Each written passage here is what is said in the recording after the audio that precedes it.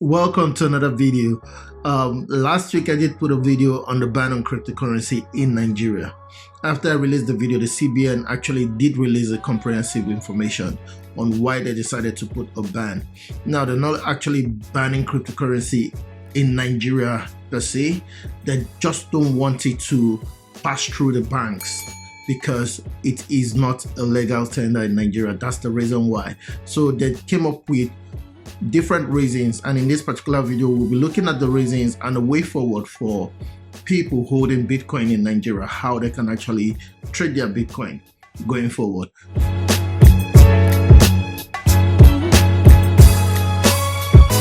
So this is the response to the directive on cryptocurrency in Nigeria, what the CBN actually released just this week gone past after I did release the video. And they gave their various reasons why they decided to put a ban in the banking system. So in Nigeria, you can still hold your Bitcoin if you want to hold Bitcoin.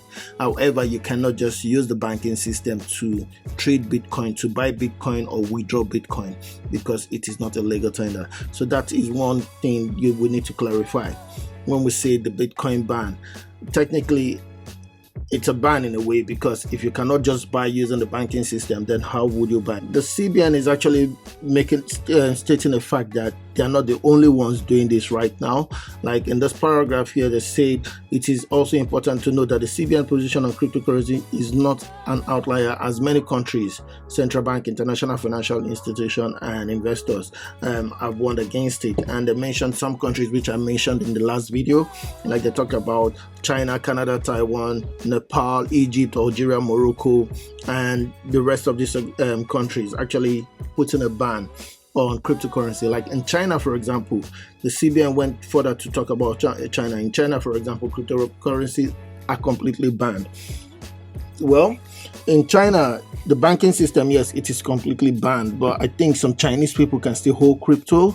You just like you cannot use the banking system in trading. That's why the fintech organizations like Coinbase and the whole lot that deal with cryptocurrency, when they moved out from China, they created a new form how people can actually buy cryptocurrency. That's how they introduced P2P, which is peer-to-peer transaction. They also did the USDT, whereby you can use your Chinese yuan in buying USDT and then use the USDT to buy crypto. Now, this will not affect the Chinese law. So technically, you're not actually using the yuan to buy cryptocurrency. You're actually using your yuan to buy USDT, which is like a legal transaction and exchange. And from there, you can use that to buy your cryptocurrency. Now, this is you not passing through the banking system. And the peer-to-peer system is whereby people trade Bitcoin to Bitcoin and do transfer from one bank account to the other. For example, if I want Bitcoin, I can look for a seller that wants to sell Bitcoin, and I go to the person and say, okay, how much Bitcoin do you want to sell? And he tells me he wants to sell $1,000 worth of Bitcoin. I can buy the $1,000 worth of Bitcoin from himself. He sends the Bitcoin to me, to my own account, without passing anything. So that is Bitcoin transfer to myself.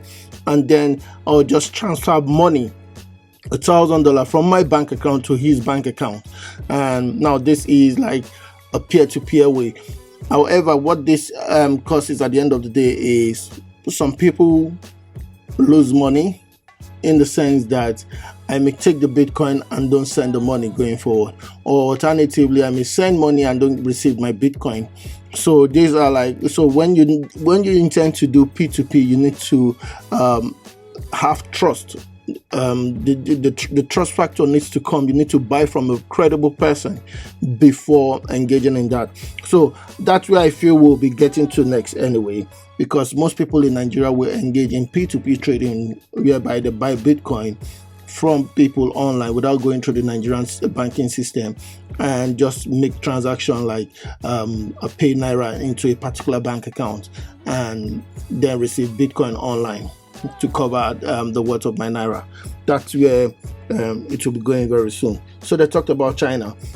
And one other thing I need to mention about China is the fact that when the CBN is using China as a yardstick to why they are actually placing a ban, the Chinese government is actually looking for a replacement. They are covering that loophole. They know that the world is moving to a digital era. The Chinese government, they've actually started working on, they've even worked on their currency, to digitalize their currency, turning the yuan to a digital currency, and this will cover the space of cryptocurrencies going forward. I said in my last video, I talked about the Indian government trying to place a ban on cryptocurrency, and back in March 2020 that ban was reversed by the Supreme Court.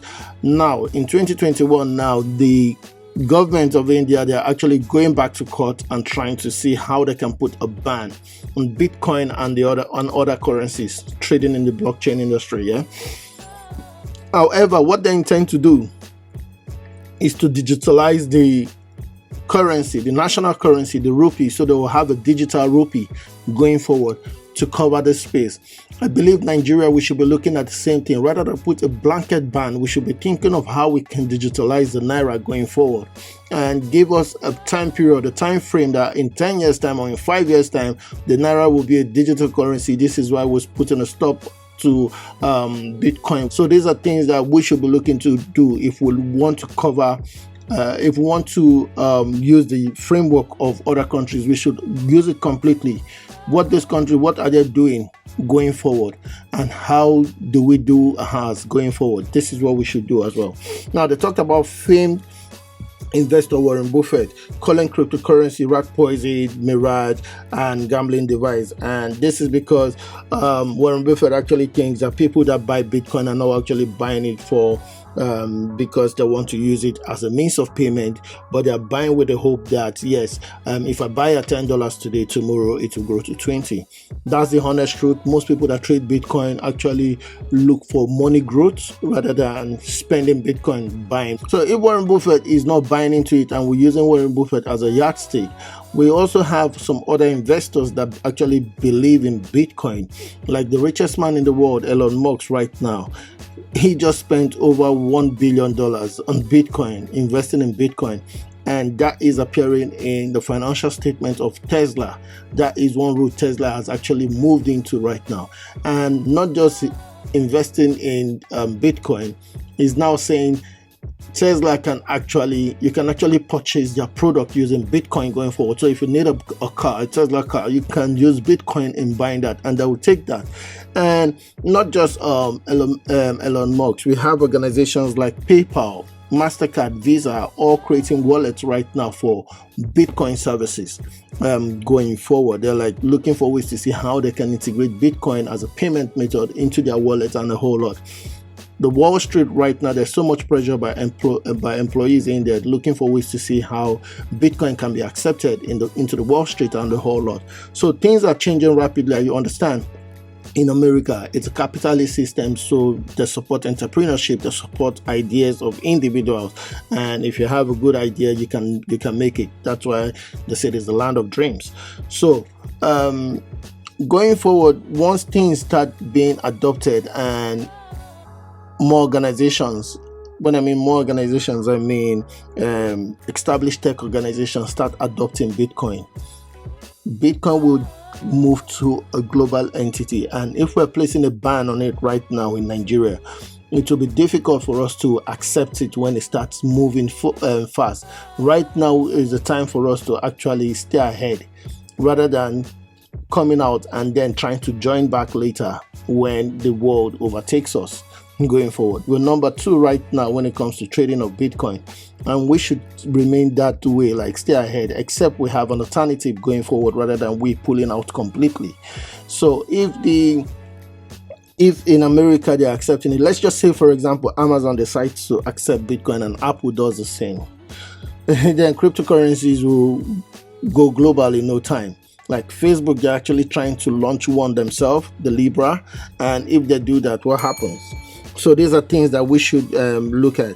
Now, not just about that, they talked about the volatility of Bitcoin, how it cannot be a currency. Yeah, there's still confusion in the market. I know it's called cryptocurrency, Bitcoin. However, people are still thinking Bitcoin is actually not a currency, but a digital asset like gold. It's going to be a digital gold right now, rather than dollar or the naira or whatever, because Bitcoin cannot exceed 21 million. If you get what I mean. So that is capped there, and they will not be producing more. So if we get to 21 million, that's it. That's the final one. We can't get more. And currencies, you need to get ways to see how you can print more, looking at the size of the world population and the whole lot. So that's why we have other currencies, the other cryptocurrencies like Ethereum, Dogecoin, and the likes still existing in the market that may take the position of our regular currency, our fiat money right now. So that's it. And they talked about the volatility, that it works based on speculation, the growth is based on speculation. Yep, that's correct. Like it did, Bitcoin did hit a new high just based on the fact that Elon Musk invested. So that is like speculation. Sometimes someone just tweets and it goes up. That's speculation. So Bitcoin is being worked that way. And they talked about Bitcoin hitting 42,000 January 8 and coming back to 28,000, which is a massive, a greater volatility than normal currencies. So one other thing they talked about on their on this statement here is the fact that they talk about the disguise of cryptocurrency. So they talked about the very name and nature of cryptocurrency suggests that its patrons and users value anonymity, obscurity, and concealment, which means a whole lot of people hide behind the currency to do a whole lot, like money laundering, support terrorism, and purchase small arms and light weapons, tax evasion, which could be true, but not everyone that trade in Bitcoin actually do this. And people do this to actually grow their wealth, to actually become wealthy, and not just support what's going on. So they actually feel it's mainly used to buy hard drugs and illegal drugs in the darknet website. So that's those are the things that the CBN has actually looked, and this is why they've put a ban. Now, I'm not saying the CBN is wrong. They can put a ban that control the economy. All I'm saying is that, in my opinion, that we should look for room to see how we have a replacement rather than put an outright ban. So going forward, we should look at ways to create digital currencies, like digitalize the naira. Also look for ways to see how we can create a balance right now, allow people to trade using Bitcoin, and then tax these individuals, get people to pay tax. If they are day traders, they pay tax using the banking system and put a certain percent on the tax. This tax can be used to fund infrastructures in the country, like make good roads, water, light, and the rest. That's what I think the CBN should work with the federal government to see how they can do that. We should upgrade our taxing system. So that's my honest opinion. If you're new to this channel, I'll encourage you to please subscribe to this channel, hit the notification bell, and smash the like button. Leave a comment below. Tell me what you think about the ban. It's over a week right now. Is it a welcoming development? Just leave a comment and tell me what you think. Do have a fantastic day. Bye now.